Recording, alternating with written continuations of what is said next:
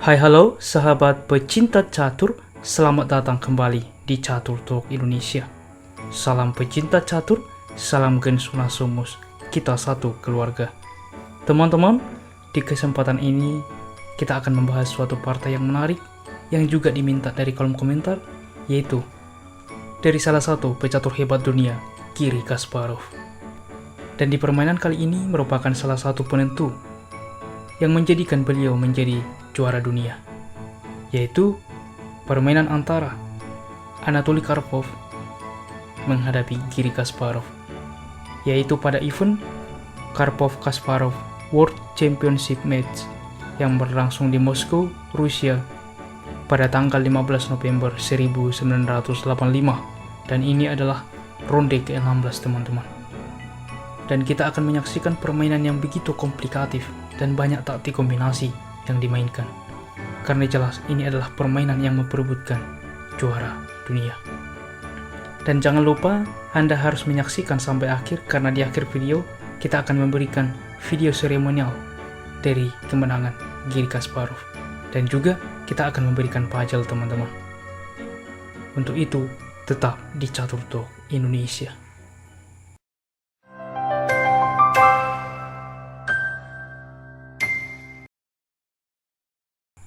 Baiklah kawan-kawan, kita langsung ke permainan.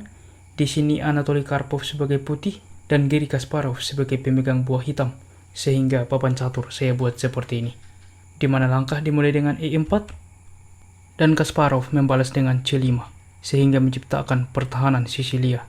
Kuda ke F3, E6. Dan ini merupakan jawaban populer dari pembukaan ini. D4 mencoba menukarkan pion pusat dan diterima oleh Kasparov dan dipukul kembali menggunakan kuda. Kuda ke C6 mencoba menukarkan perwira, dan di sini Karpov tidak menerima, yaitu dengan kuda ke B5. D6 mencoba untuk mempertahankan petak pusat teman-teman dengan ide ke depan mengaktifkan gajah.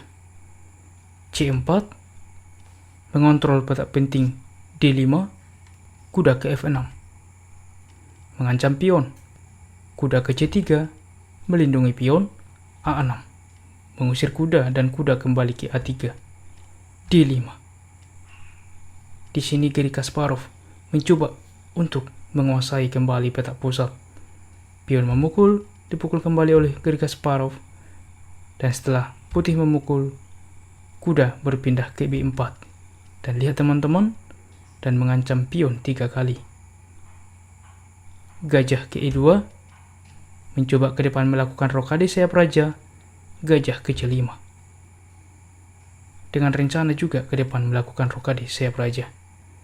Di posisi ini putih sesuai rencana melakukan rokade. Kita kembali sebentar. Ada analisa di dalam posisi ini, langkah terbaik ialah gajah ke E3 teman-teman. Karena jika gajah memukul gajah, maka menteri ke A4 skak. Dan di sini kuda tiada perlindungan karena gajah sudah meninggalkan petak C5 ya. Sehingga semisal di dalam posisi ini kuda menutup, maka menteri memukul kuda. Dan setelah gajah menyelamatkan diri, mengancam menteri ke E4 skak. Dan di sini teman-teman, langkah terbaik ialah dengan raja berpindah. Karena apabila gajah menutup, maka jelas ya, pion maju dan jelas putih sangat unggul. Oleh karena itulah, ketika di posisi ini raja kembali ke F8, maka barulah putih melakukan rokade. Dan keuntungan bagi putih ialah di sini Kasparov tidak bisa lagi melakukan rokade karena raja sudah bergerak. Dan namun rupanya di dalam posisi seperti ini Karpov memilih rokade sayap raja. Permainan dilanjutkan dengan kembali melakukan rokade dari hitam. Gajah ke F3 mencoba untuk menopang pion ke depan. Gajah ke C5. Lihat teman-teman, dengan langkah ini jelas mengontrol petak penting sehingga kuda putih tidak dapat berkembang, dan juga menopang kuda hitam ke depan untuk berkembang. Dan permainan dilanjutkan dengan gajah ke G5 mencoba memaku kuda. Benteng ke E8 mencegah untuk gajah putih nantinya berkembang teman-teman. Menteri ke D2, B5. Lihat teman-teman, dengan langkah B5, maka kuda putih tidak dapat berkembang. Benteng A ke D1 mencoba untuk mendorong pion nantinya dan menopang pion bebas dari putih. Maka permainan dilanjutkan dengan kuda ke D3. Dengan rencana ke depan, memajukan pion ke B4 dan mengancam kuda. Sehingga Karpov melanjutkan dengan kuda A ke B1, H6, mengusir gajah, dan gajah ke H4. Perlu diketahui teman-teman, jika di dalam posisi ini gajah ke E3 terlihat bagus ya. Tapi ini jelas akan direspon oleh Garry Kasparov dengan benteng memukul gajah, teman-teman, mengorbankan benteng. Dan setelah pion memukul, menteri ke B6. Dan jelas, di dalam posisi ini, hitam lebih baik. Kita kembali ke part aslinya, di mana dalam posisi seperti ini, gajah ke H4. Dan ini merupakan langkah terbaik, teman-teman. Permainan dilanjutkan dengan B4, mengusir kuda, dan kuda ke A4. Dan inilah keuntungan bagi hitam, teman-teman. Kuda-kuda putih sekarang menjadi pasif. Dan di sini kuda mengancam gajah sehingga gajah berpindah ke D6. Dan lihat keuntungan bagi hitam, perwira-perwira yang aktif. Permainan dilanjutkan dengan gajah ke G3, mencoba untuk menukarkan gajah, benteng ke C8. Di sini Garry Kasparov selalu melakukan pengembangan semua perwira-perwiranya dan jelas menguasai file penting, file C. B3 mencoba untuk mengaktifkan kuda ke depan, sehingga Karpov berencana untuk menukarkan kudanya, dan Kasparov membalas G5. Tanpa menghiraukan hal tersebut, dengan nanti mengancam gajah. Di posisi ini gajah memukul gajah. Perlu diketahui teman-teman, jika kuda ke B2 sesuai rencana, maka ini adalah langkah yang diharapkan oleh Garry Kasparov, yaitu dengan kuda memukul kuda, di mana setelah menteri memukul G4. Lihat teman-teman, dan mengancam gajah. Dan setelah gajah berpindah ke E2 misalkan, maka benteng ke C2. Lihat teman-teman. Dan di sini pun gajah akan hilang. Luar biasa ya. Oleh karena itulah teman-teman, langkah pion ini merupakan langkah yang kuat, sehingga di dalam posisi seperti ini putih tidak dapat melaksanakan rencananya, yaitu di mana putih memukul gajah dan menteri memukul gajah. G3 mencoba untuk memberi perlindungan terhadap gajah ke depan untuk menyelamatkan diri. Kuda ke D7. Dengan langkah kuda ke D7, banyak sekali ide di dalam langkah ini. Yang pertama ialah dengan menteri bermanuver dan langsung menguasai diagonal penting, teman-teman. Dan di sini juga diagonal ini maka akan terhambat kuda untuk berkembang. Dan kuda juga dapat bermanuver ke petak E5 dan jelas memperkuat kuda dan juga mengancam gajah. Luar biasa ya ide dari Garry Kasparov dengan langkah ini. Dan di sini teman-teman, gajah ke G2 menyelamatkan gajah sesuai rencana. Coba kita lihat, jika dalam posisi ini lagi-lagi putih melaksanakan rencana awalnya ya dengan kuda ke B2, maka lihat teman-teman, menteri ke F6. Dan di sini terpaksa kuda memukul kuda, dan setelah dipukul oleh gajah, menteri memukul gajah, maka kuda ke E5. Lihat teman-teman, jelas di sini menteri terjebak. Kemanapun menteri melangkah, maka akan ada kuda di skak nantinya dan menteri akan hilang, teman-teman. Dan lihat teman-teman, menteri tidak dapat berpindah karena kuda memukul gajah, skak ster. Dan kemanapun menteri ini melangkah, akan hilang, teman-teman. Luar biasa ya perhitungan dari Garry Kasparov.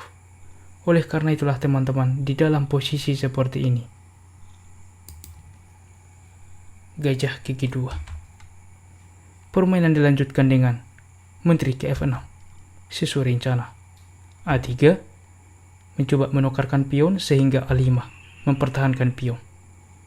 Pion memukul pion, dipukul kembali oleh hitam, Menteri ke A2 mencoba untuk mengaktifkan kuda ke depan. Gajah ke G6. Lihat teman-teman, dengan gajah ke G6 banyak sekali ide, dimana ketika nantinya putih melakukan rencananya, maka dengan menteri sudah mengontrol petak F3 ini sehingga gajah tidak dapat berkembang. Oleh karena itulah benteng dapat bermanuver ke E2 dan jelas memaku kuda. Luar biasa ya perhitungan dari Garry Kasparov, sehingga di sini putih tidak dapat melaksanakan rencananya dengan mengembangkan kuda, yaitu dengan D6. Mencoba untuk gajah putih menguasai diagonal penting putih juga. Dan tentu saja di sini Kasparov tidak memukul pion, karena menteri bertugas untuk melindungi file F. G4, menteri ke D2. Mencoba untuk menekan pion, sehingga raja berpindah ke G7 melindungi pion. F3. Lihat teman-teman, langkah F3 jelas membuat diagonal ke sayap raja menjadi lemah. Dan langkah ini juga menutup akses gajah untuk berkembang. Sehingga untuk itulah di sini Kasparov memukul pion. Dan jelas dengan bermanuver ke D4 dan juga melakukan skak nantinya. Pion memukul pion, menteri ke D4 skak. Dan pion pun akan hilang. Raja berpindah ke H1. Di sini Garry Kasparov tidak terburu-buru langsung memukul pion, yaitu dengan kuda ke F6 dan memberi tekanan lebih terhadap pion. Benteng ke F4 mengancam pion. Karena apapun respon putih dalam posisi seperti ini sama saja.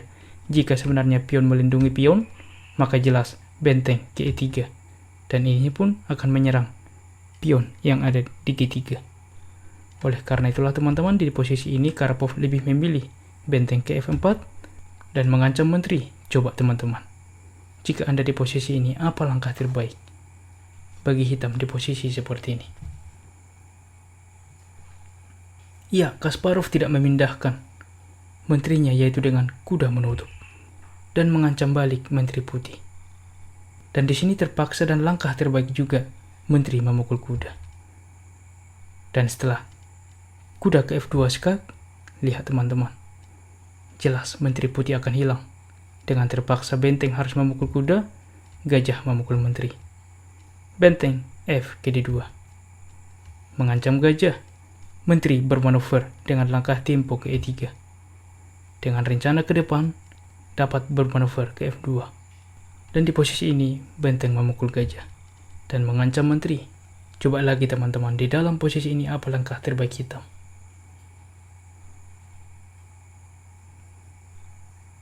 Ya, benar, terima kasih. Dengan benteng ke C1 teman-teman, tanpa menyelamatkan menteri. Dan ini adalah langkah powerful. Dan kuda ke B2 melindungi benteng. Mengapa demikian? Jika dalam posisi ini benteng bersemangat dan langsung memukul menteri, maka jelas benteng memukul benteng skak. Dan setelah gajah menutup, benteng memukul benteng. Dan lihat teman-teman, sangat-sangat untung bagi hitam. Dan di posisi ini pun salah satu perwira dari putih akan hilang. Ya, semisal dilanjutkan dengan raja bermanuver melindungi gajah, maka benteng memukul pion. Dan kuda pun akan hilang, dan pion bebas hitam dapat melakukan promosi. Dan oleh karena itulah teman-teman, di dalam posisi seperti ini, kuda ke B2. Garry Kasparov melanjutkan dengan manuver menteri. Menteri berpindah ke F2, dan lihat teman-teman, mengancam kuda. Dan tentu sangat-sangat berbahaya bagi putih. Dan putih melanjutkan dengan kuda ke D2. Mencoba untuk menghalangi menteri untuk memukul kuda nantinya. Dan jelas teman-teman, dalam posisi ini, coba temukan langkah terbaik bagi hitam.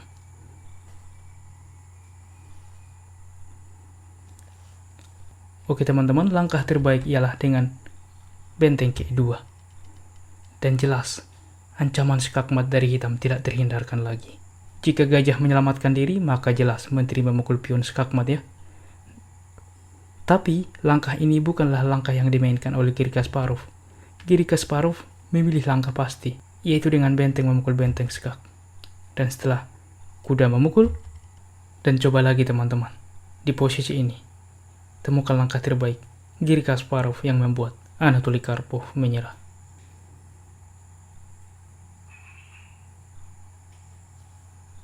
Baiklah, terima kasih. Langkah itu ialah dengan benteng G1 skak. Dan di posisi ini, Karpov menyerah. Oh my god! Wow! Karena apabila permainan kita lanjutkan, apapun dibuat menutup langkah ini akan sama saja melakukan skakmat.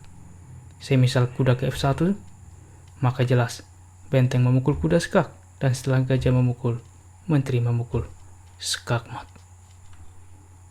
Bagaimana teman-teman? Luar biasa ya langkah-langkah jitu dari kedua Grandmaster ini.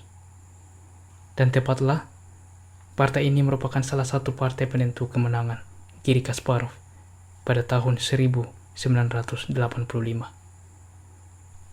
Dan ini adalah video seremoni kemenangan Giri Kasparov. Selamat menyaksikan.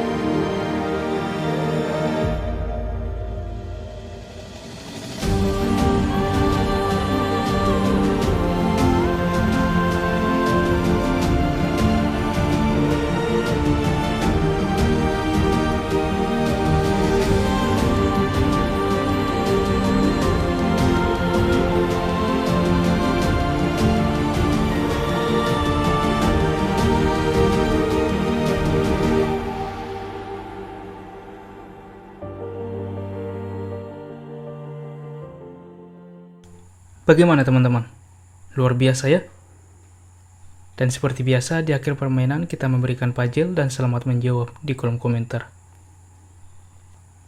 Ini dia teman-teman puzzle-nya, temukan langkah terbaik bagi hitam dan memenangkan permainan. Silahkan tuliskan jawaban Anda secara lengkap di kolom komentar, dan kami akan mengupin komentar Anda bagi yang benar, sehingga semua sahabat pecinta catur mengetahui. Baiklah kawan-kawan, demikianlah permainan catur yang sungguh luar biasa dari kedua mantan sejarawan dunia, Giri Kasparov dan Anatoly Karpov, dan semoga menjadi inspirasi bagi kita dalam bermain catur selanjutnya. Dan jika kawan-kawan menyukai video catur seperti ini, mari kita support channel ini supaya semakin bertumbuh dan berkembang menjadi channel yang lebih baik. Salam Catur Talk Indonesia, sampai jumpa di video berikutnya. Keep sharing and keep loving. Bye-bye.